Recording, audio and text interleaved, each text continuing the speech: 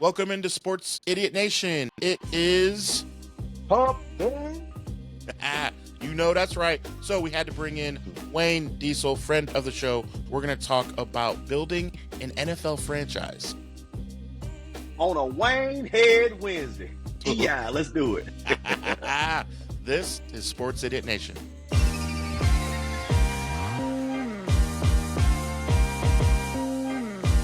Sports, comedy, pop culture, and everything in between. Welcome back, sinners. This is Season 2 of Sports Idiot Nation. Welcome in. It is Wednesday. Sports Idiot Nation coming at you every Monday, Wednesday, and Friday. Be sure to check us out wherever you get your social media. Also, be sure to check out Wayne wherever you get your social media as well. Check the show notes. Wayne is a friend of the show, even though his favorite team is the Carolina Panthers. But we brought him in. Why they treat me like a stepchild on the show, but it's all good. The Panthers ain't on prime time, man. It's a sad story. But we're coming back this year. We're coming back, doggone it. And we're going to win the South. Yes, I said it. All right, so here's what we're doing today. I wanted to have Wayne on to talk through one thing and one thing only. If you are starting an NFL franchise, you get to pick the city, you get to pick everything. Roger Goodell shakes your hand and says, here's your team. When you put up the blueprint and you set up your staff and you set up everything, what are you looking to start with first? Like, wrap your brain around that and let's talk through. Let's argue about it, because I will say this. Let me start, Wayne. Let me be real and honest and start by saying I am not necessarily starting with quarterback. What do you think about that? I get it. I get it when everybody in the world loves to start with the quarterback. I understand why. But it had to be, if you ain't starting, because you're not starting with no tight end. It had to be like a running back. It would have to be if you wasn't going to start with QB. So here's what I'm thinking. I'm not necessarily just saying to start by one player at a time. What I'm saying is that I'm looking at defense and I'm looking at who are the playmakers that I gotta have. So way back when, a couple months ago, it's been, I know we've talked about it before on this show, the Jerry Jones documentary on Netflix, and when they brought in Deion Sanders, he said, I have to have him. And we all remember Deion, primetime. I'm a 49er fan. You know, I remember him. He was flashy. You flashy. I know you. That's your guy. That's everyone's guy, right? Deion. But what I'm saying I got is, a poster of him around here somewhere. Oh, there you go. Right over there. Yeah. So what I'm saying is that depending on what year this is, whatever, there's always a guy that you look at and say, okay, whether it's TJ Watt, JJ Watt, Deion Sanders, Charles Haley, whatever it is, I call them game wreckers, that you start with that guy and you build something. And I don't know if it's through the NFL draft, because I remember like guys like Javon Curse or guys like that coming out, and you're like, oh, that guy's a game wrecker, and he goes number 1 overall, Mario Williams or whatever it is, right? So Jadeveon Clowney was supposed to be that in theory. Yep. And he's had a decent career. He's not a bust. Yeah, it was decent. But yes. So what I'm saying is, but more like a TJ Watt or JJ Watt, somebody like that. Yeah. That's what I'm saying is, like, if you're saying the first overall pick. Now, I'm saying that you still need to make sure that you have your franchise quarterback. You know, I'm not saying that like he's just 17th on the list, but I'm saying that I look at a defensive game wrecker and then also offensive line.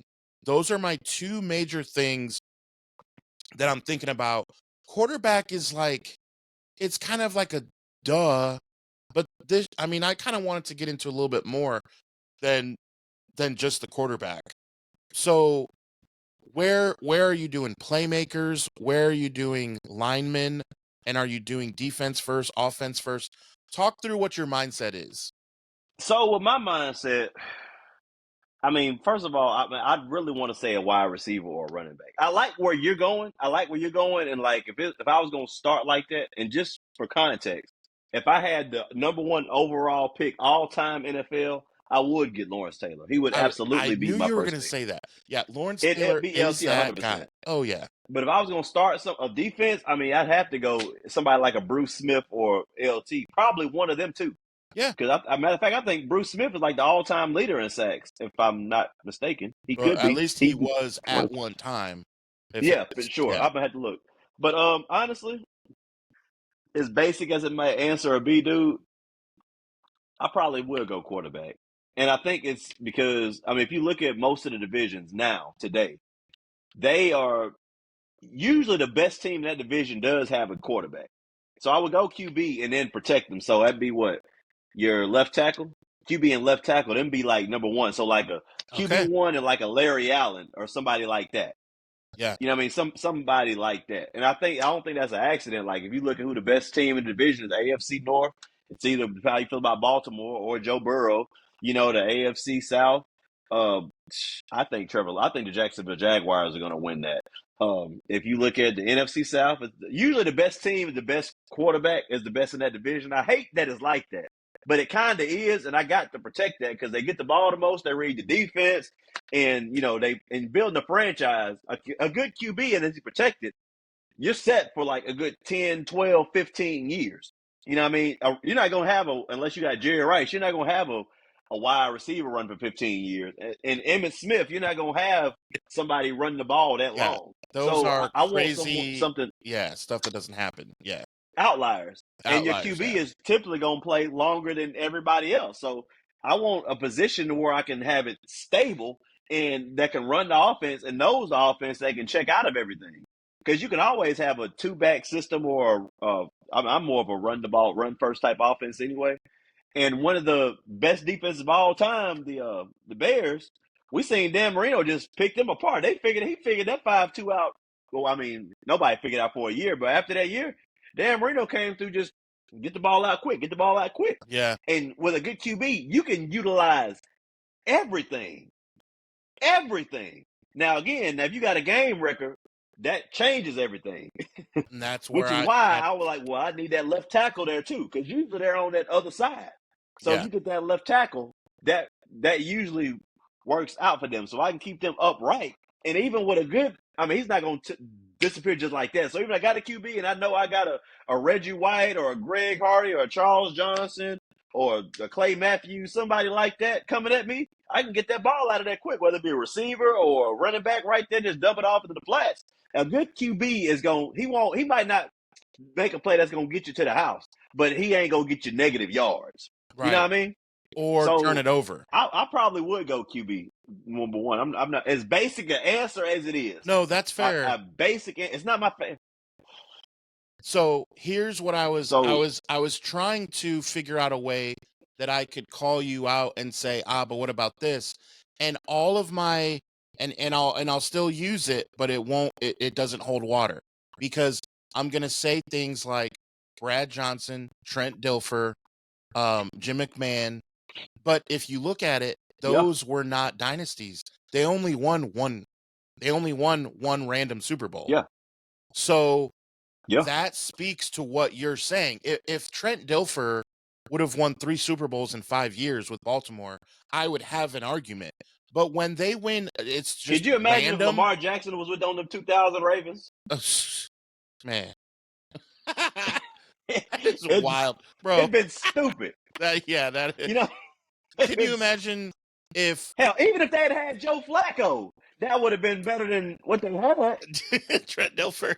What if even a guy like Justin Herbert, or if the Bears would have had someone like him, like just a little bit better? I mean, you wonder about that offense then. I mean, the defense was not the issue, obviously. So, I mean, yeah, that is crazy. Okay, so let's keep you going off that way. So you're thinking quarterback, and then you're thinking to protect him, obviously. So you have your, Yeah. William Rofe, all these guys, the Cowboys from the Yes. 90s, those linemen, the Niners in Yeah, the I was thinking 80s. like a Larry Allen. He kind of came to, or an Orlando Pace with the Rams back in the day. Man, he was Hall of Fame ready coming out of Ohio State, bro. I hate to Yeah, admit so that. I somebody got, like Larry Allen, or Orlando Pace, somebody like that, like a yeah, Joe Thomas, somebody like that. yeah. That would be where I'm going number 2. Because if I got any one of them 3, my guy is gonna be protected. Okay. Are you still, after that, are you still looking at offense, or are you shifting to defense?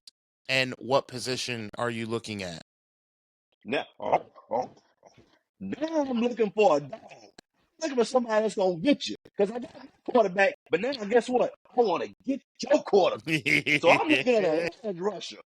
Looking at somebody that's gonna grab you by your throat and say, "You belong to me." Your Sunday ends right now, and I mean right. I want a bulldog. I want a killer. I want somebody that's gonna go out there and get you. So I want an edge rusher. Give me a Bruce Smith or a Reggie White or the Charles cracking Haley. Greg Hardy before he Charles started Haley. playing Call of Duty in his bathtub. Somebody like that. Kevin Green. Yes. Yeah, Mean Joe Green. All those J.J. cats. Watt, Lawrence J.J. Taylor. Watt, Yeah. T.J. Watt, somebody like that. Lawrence Taylor, yes, sir. Somebody, give me somebody. I want somebody that's going to come at you. I want somebody that's going to have you go to bed early on Saturday night. I want to have somebody that's going to have you using all of your Tide detergent on Monday morning. I want somebody that's going to mess up your whole roster.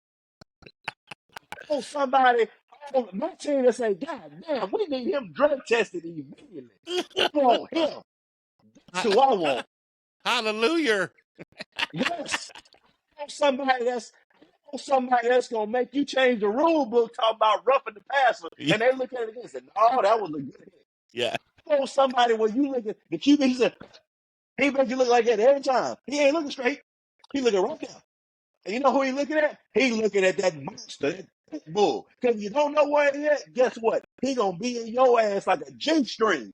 That's who I want. So that's exactly what I want. All right.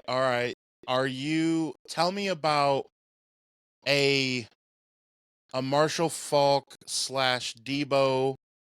They're kind of the opposite. One is a receiver that can do running back. One was a running back that can do wide receiver stuff. What's your take on getting a player that can do multiple things? And this is what I want to ask you. That person is going to get ran into the ground. And I'm wondering, if you're the one signing the checks, you're starting the franchise, are you looking at a guy who needs the ball because he's so dynamic, or are you going with like a guy who is just like, for example, I don't know why, a guy like this, like Reggie Wayne, a Torrey Holt, guys like that, James Lofton, guys like that for catching the ball? Like, where are you going? So let me ask you this.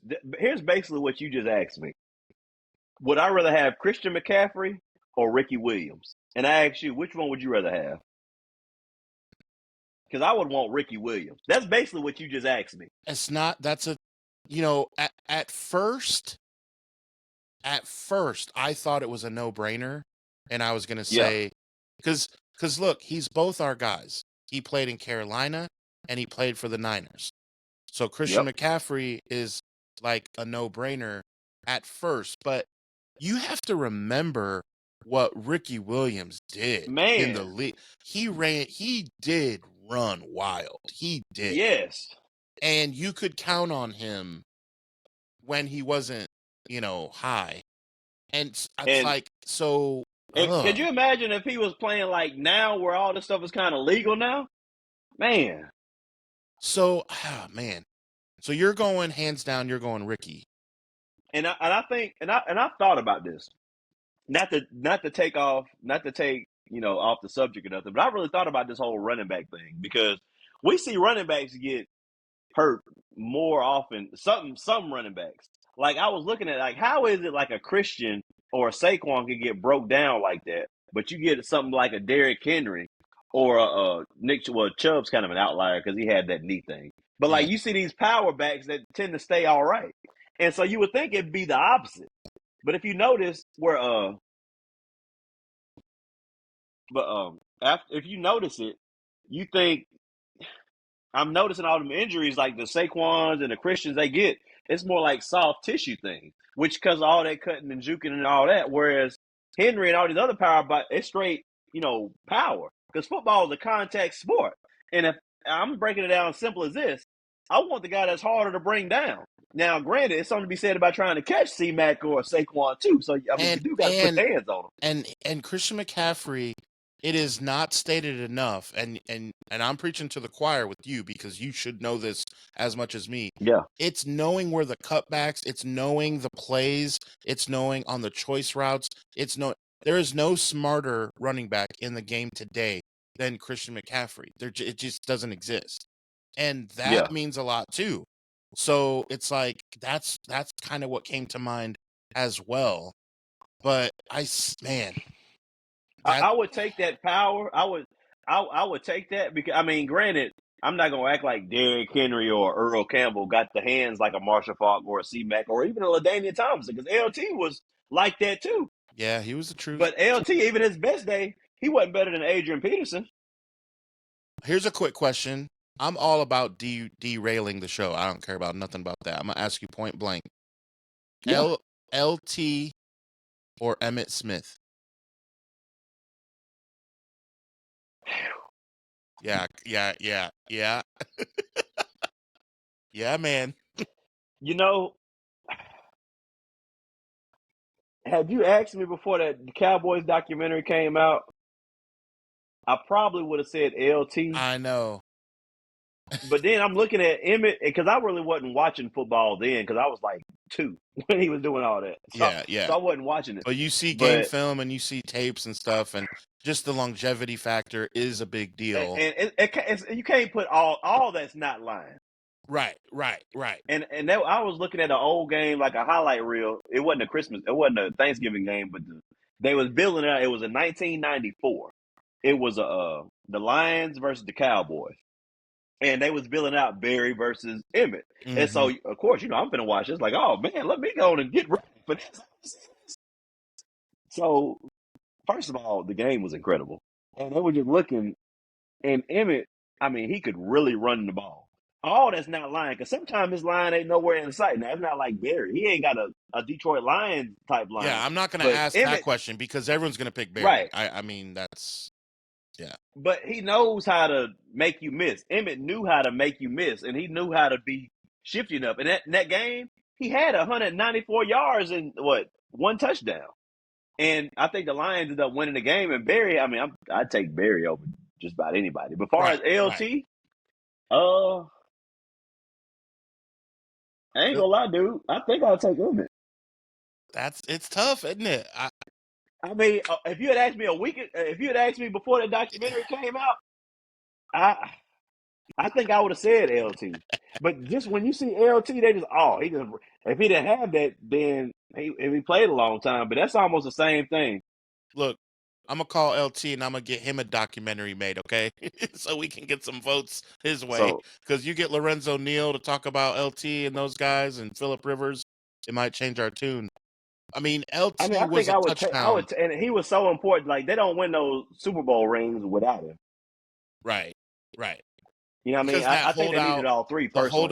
The holdout stuff, I mean, and all that. Like, you think about the Cowboys and some of their holdout situations over the years as we're adults and watching the game. We forget that when we were little, Jerry Jones been going through that to the point where Emmett didn't play and they started off 0-2. Like, come on. I mean, of course he was intricate in those Super Bowls. I mean, and then when he came back, he still led the league in rushing. Missing those 2 games. Clowning. That dude was clowning them. Crazy. I gave y'all 2-game head start. Y'all still beat me. Yeah. Man, he was dusting off that cocaine for Michael Irvin, bro. Something. I don't know what happened. Well, That's crazy. it, So it, I think I would take Emmett over. I think I would. All right, let's shift back. As I remind everyone, new episodes of Sports Idiot Nation coming to you every Monday, Wednesday, and Friday. Remember to click the show notes, the description, where you can find Wayne. Tell them real quick, Wayne, where everyone can find you. Oh yeah, man. You can find me on YouTube, Wayne Diesel TV, Instagram. It's Wayne Diesel everything. Yeah, Or Wayne whether it be Diesel. Facebook, YouTube. I'm not really on Twitter, so I wouldn't look on Twitter or X, what they call it. But yeah, I'm Yeah, not really on there for real. yeah. But everywhere else, Facebook, YouTube.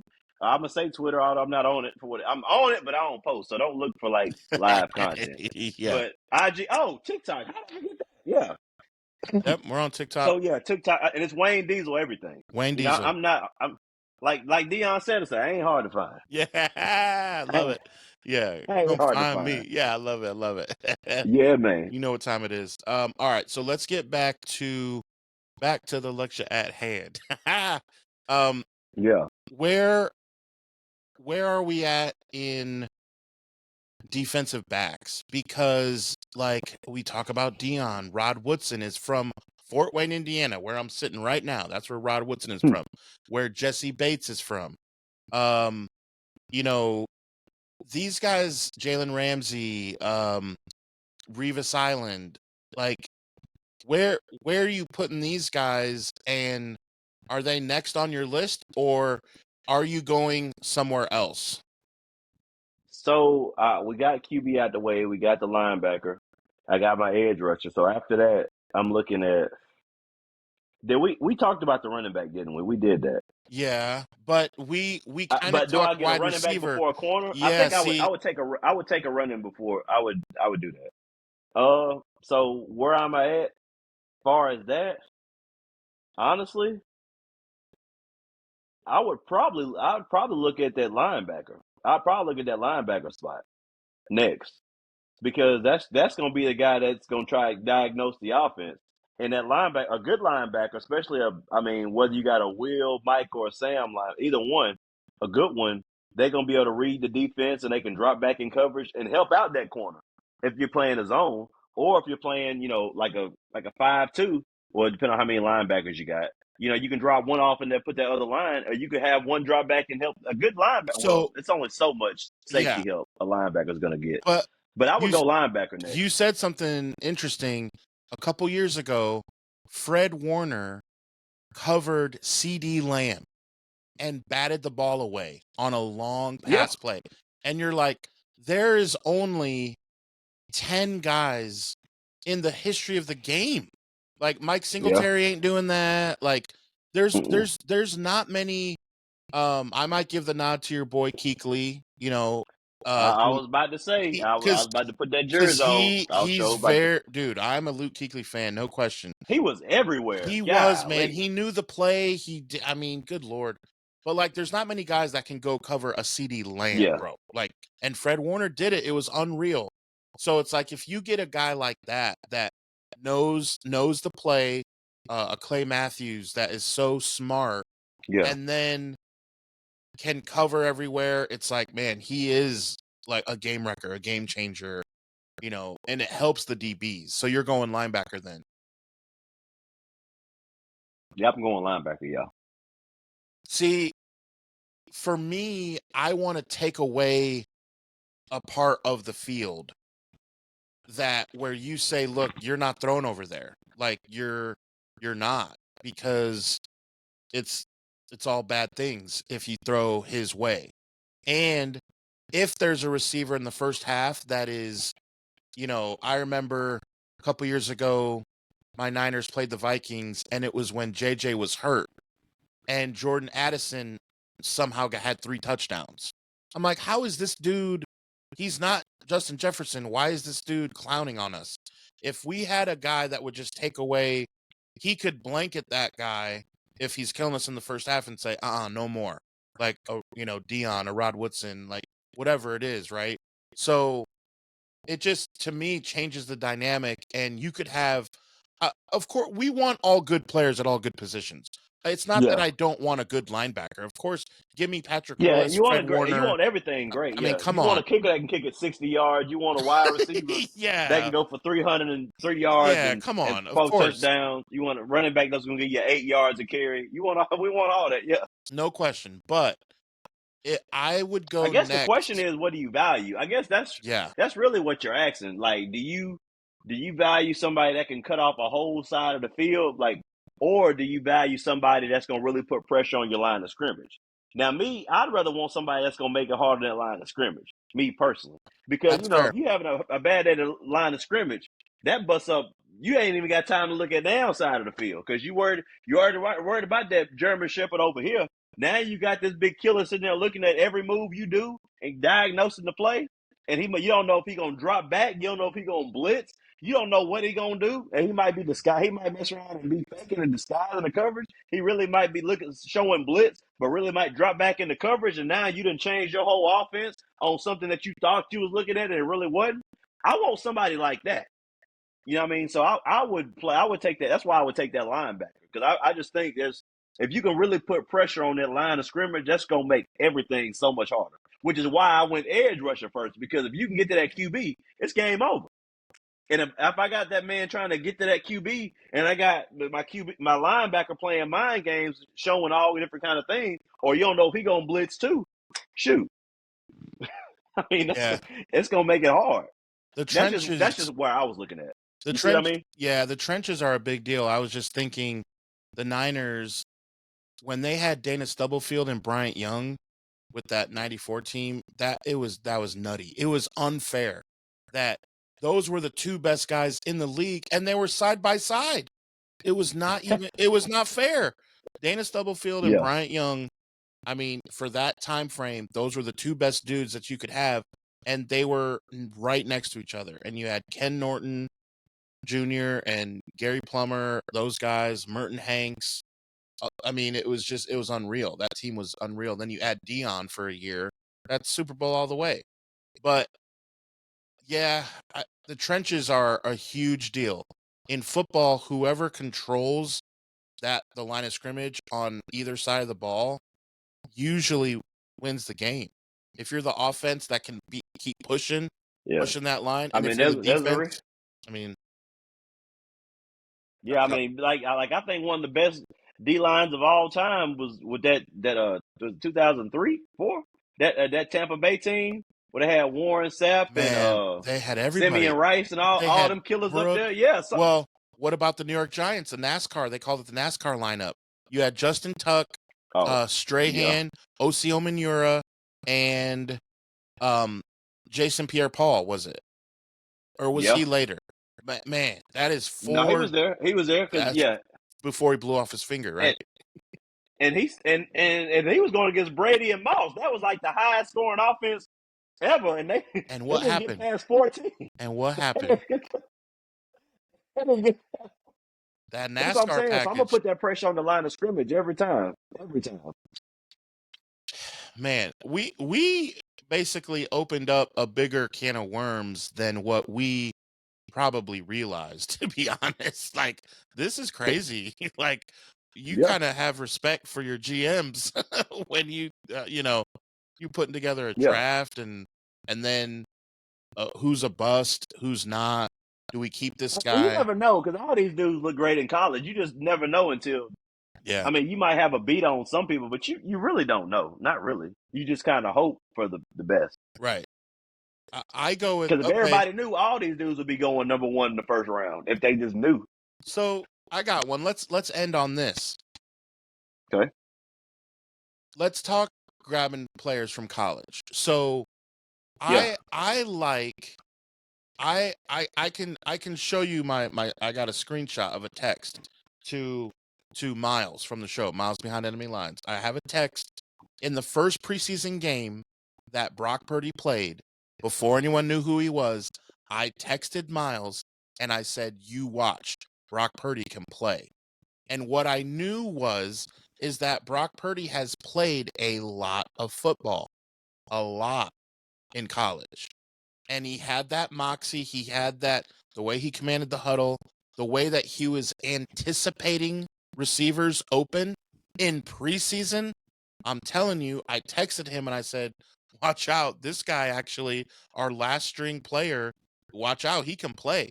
And But Miles was see, like, is that Brock Purdy or is that Kyle Shanahan? Because some of that, because that's you fair. got a coach like no other too. No, that is completely fair. But to the point at hand, I'm just saying that look at Anthony Richardson with the Colts played half a game. Look at in college. Look at Trey Lance. He played like half a game in college. Like these dudes coming to the NFL, their bodies look like grown men and they are flashy, they are strong, they can throw the ball, but are they ready for the NFL? And then you look at a guy like Justin Herbert or Bo Nix or guys that played a lot of football. And Man, you finna bring up a bad memory with me. You finna bring up because first of all, Anthony Richardson, he had played in Florida like 30 minutes, so the coach was wild for doing that anyway. but this is what I'm But I'll saying. tell you But he's a freak of nature. I'll tell you somebody who I thought was just gonna be bona fide killer. I'm talking about you couldn't tell me nothing about this dude. I watched him all through college, and I'm just like, man, he get to the league, he about to be a killer. You know who that? And he got to the league, and Jamarcus Russell. you remember Trent Richardson? Oh, yeah. Yeah, I mean he did okay his rookie year with the Browns, but then when he went to the Colts with Andrew Luck, I'm like, okay, all The right, running back. Yeah. yeah. So there's I still thought Trent was. that meme where he's in Oakland by that time. There's a wide open spot here, and like it's like as big. I mean, it's so big, and then he goes into his lineman and like gets a 2-yard loss. He goes to the left, and there's just like a gaping hole. I mean, it's just it was bad. That's a great call. And how do you know that? Like I think of like Mark Ingram. He wasn't a scrub. I'm not gonna call him a no scrub, but Mark Ingram, come on. I thought he would be. I Like, mean, Mark Ingram, he had a good. I would say he was. I would say he was good. But come on, He had a good career. He did not. He was never a top 5 guy in any year, though. Come on now, be honest. He was not top 5. And look, he played for the Saints. You know, I don't want to give the Saints no more credit than what I have to. I know. But I'm just saying, Mark Ingram was solid though. Yeah, he was a solid 1,000-yard rusher. Yeah, he wasn't did better bad. I tell you what. But didn't he win the Heisman, bro? Who you think had a better career? He did win the Heisman. Yeah. Well, I mean, come on. I tell you what. I would say Mark Ingram had a better NFL career than Reggie Bush. Man, that's a good one. You're and not. Reggie was good in the pros too. Yeah, you're not wrong. He had some flash, but he too little, bro. He was too little. Reggie was playing with some grown men. But I would say Mark Ingram was. I'll tell you what. If Mark Ingram played today, he'd be about every bit of what Jonathan Taylor is. I would take Mark Ingram on JT for sure. Man, but Jonathan Taylor has been a top 3 running back. What was his second year? He was top 3. Mark Ingram was never a top 3 running back. He was never drafted in your fantasy football. But look at the time. First of all, Mark Ingram, look at the time where he was playing at, though. That was back when they was running backs that was it. Like, no, he wasn't better than Steven Jackson. He wasn't better than him. That's what I'm saying. I can name 5 better running backs than him. But the year that Jonathan Taylor, you couldn't name 2 running backs better than him. That's what I'm saying. I mean, I absolutely could. Because at no point I never thought JT was better than C-Mac. I never thought he was better than Derrick Henry. I never thought he was better than Saquon. I never thought that. I didn't even think he was. He was better than Saquon at that time because Saquon was in New York and not healthy usually and not. But we knew what Saquon was though. From we Penn knew State. what he was. So that brings us to the JT, question. JT wasn't. I mean, JT wasn't better than that. I'll give you that, but I don't know if he was better than at the time, which not Aaron Gordon. Not Josh. What? Played with the Vikings at the time. He played with the Vikings now. He was with Green Bay at the time. Aaron Jones. That's what I'm thinking about. Yeah. I don't think he was better than better. Aaron Jones or Alvin Kamara. Alvin Kamara was pretty good too. He kind of I fell don't off. think he was better than them dude. After that, sure, I'll put JT in. JT just never really just done it for me. I'd rather. There's a lot of QBs, running backs I have over JT. So, all right. So let me ask you then: are you going with a guy that can dazzle, like a Reggie Bush, or a running back, and I'm not even talking running back. I'm talking just NFL ready, a player, Kyle Pitts. Like, it don't matter. Are you taking a guy who has just shown that he is a freak of nature, he's ready to come out early, and yep, that's your guy? Or are you looking at a guy who's played 4 years of college football, he has 40 games under his belt, and he has shown that, yes, he can flat out play? Which way you going? So here's what I'm looking at: 40 games, where and against who? Like, I would take the freak of nature in the SEC over the guy that played 40 games in the Mountain West. You understand what I'm saying? So unless we talk about Ashton Jennings. Josh Allen. Jennings, I throw it all away. Josh Allen. That's your literal. He played Wyoming. Like you said, Wyoming. Like, that's basically, he played and played a lot of games. Now we have to remember, Josh Allen was not really ready and did not play all that well his first couple years. Not in the beginning, no. No, yeah. He truly didn't. And now you got to put some respect on his name. But he's a freak athlete too, though. Yeah, that's fair. I mean, but if Josh Allen was built like Matt Ryan, nobody would have ever looked at him. How about this? Big Ben. He played a lot of football in college. Was NFL ready, and look what he did. Came out gangbusters. Didn't lose for like first 3 months of his career. Yeah. I mean, yeah. All that That's what to happened when say, he played with Pittsburgh. He went to a good organization, though. That's I see fair. what you're saying. All that to say, I am going with a guy who's played longer, and I'll be willing to say. The only time I'm looking at that, because you're naming quarterbacks. Well, so, like, if you're talking about a quarterback, I'm more prone to do that. Yeah, but I'm saying, look, it could be a lineman, it could be, Ted Ginn. I'm just random guys. It don't matter. Like, overall, and yes, there are outliers. Deion Sanders is an outlier. If that guy falls to me, I'm freaking taking him. But overall, I am looking. My bread and butter is going to be to take guys who have played a lot of football, and yes, preferably if they're in the Big Ten, the SEC, like the ACC. If you're playing against Clemson or Michigan, you're playing against Alabama or Florida or Tennessee. Yeah, if you're playing against them dudes and you've played for 4 years, it's like, I'm looking at, if you're an offensive lineman for Georgia or Alabama or LSU, whatever, and you've played for 4 years and you're the right guard, yeah, I'm gonna draft you. Come on board. We got room for you, because the doors of the church stand open. Yes, come on. You have played against NFL players. You have done it. Yeah, you've been looking at NFL bodies for 4 years. Yeah, come on, yeah, we got space for you. So, man, we gotta come back with another episode of building something else. We'll wrap. We'll figure it out, because I like talking through building a franchise, an NFL franchise. We'll think through what we can get you back on and talk through again, because this was, man, we've been talking for a minute. It was Wednesday episodes aren't even supposed to be like this crazy, but we really got rolling. I'm down for it. Again, follow Wayne Diesel wherever you get your social media. He's everywhere. Bother him on Twitter now at this point, X. Just hit him up now. Be like, where you at? Yeah.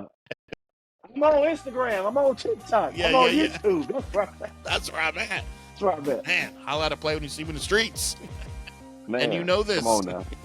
So, yes, follow Wayne Diesel. Thanks for hanging out. Remember, new episodes of Sports Idiot Nation come to you every Monday, Wednesday, and Friday, which means we will see you Friday. Thank you for watching this episode of Sports Idiot Nation. Remember, we are on all social media and on YouTube, and the podcast can be found on Spotify and Apple Podcast. Remember, new episodes are every Monday, Wednesday, and Friday. And remember, because you watch Sports Idiot Nation, You would be the smartest idiot in the whole world.